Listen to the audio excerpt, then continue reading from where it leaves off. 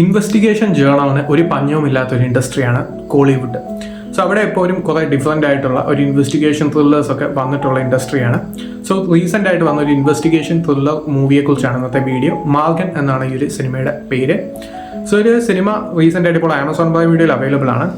ഒരു കുറ്റാന്വേഷണ കഥ തന്നെയാണ് സിനിമ പറയുന്നത്. അതിൽ കുറേ ഇന്നോവേഷൻസ് ഒക്കെ കൊണ്ടുവരാൻ ലിയോ ജോൺ പോൾ എന്ന് പറയുന്ന സംവിധായകൻ ശ്രമിച്ചിട്ടുണ്ട് എന്നുള്ളതാണ് ഈ ഒരു സിനിമയുടെ ആദ്യത്തെ പോസിറ്റീവ്. കുറേ പെൺകുട്ടികൾ മരണപ്പെടുന്നു. അതൊരു പ്രത്യേക സാഹചര്യത്തിലാണ് ഈ ഒരു പെൺകുട്ടികൾ മരണപ്പെടുന്നത്. അതിൻ്റെ അന്വേഷണത്തിന് ADGP ആയിട്ടുള്ള മുംബൈയിലെ ആ ഒരു ധ്രുവ് എന്ന് പറയുന്ന ഒരു ക്യാരക്ടറാണ് വിജയ് ആന്റണി ചെയ്തിരിക്കുന്നത്. സോ ഈ ഒരു ക്യാരക്ടറിന് ഈ ഒരു കേസിലുണ്ടാകുന്ന ഒരു ഇൻട്രസ്റ്റ്, അതിന് വ്യക്തമായ കാരണങ്ങളുണ്ട്. സോ അങ്ങനെ തോന്നുന്ന ആ ഒരു കേസിലോട്ട് ഇദ്ദേഹം വരുന്നു. സോ ഒരു ചെന്നൈയിലേക്ക് അദ്ദേഹത്തിന് ആ ഒരു പോസ്റ്റിംഗ് കിട്ടി. അൺഒഫീഷ്യലായിട്ട് അദ്ദേഹം വന്ന് അന്വേഷിക്കുന്ന ഈ ഒരു കേസ്. സോ അങ്ങനെ പോകുന്ന സ്റ്റോറിയിൽ വരുന്ന ഫാൻറ്റസി എലമെന്റ്സ് ഉൾപ്പെടുന്ന ഒരു മൂവിയാണ് മാർഗൻ എന്ന് പറയുന്ന ഒരു മൂവി.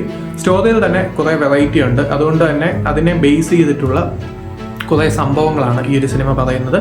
ഈ ഒരു കുറ്റാന്വേഷണം എങ്ങനെയാണ് ഇത് തെളിയിക്കുന്നത് എന്നുള്ളതാണ് ഈ ഒരു സിനിമയുടെ ഇൻട്രസ്റ്റിംഗ് ആയിട്ടുള്ള സംഭവം.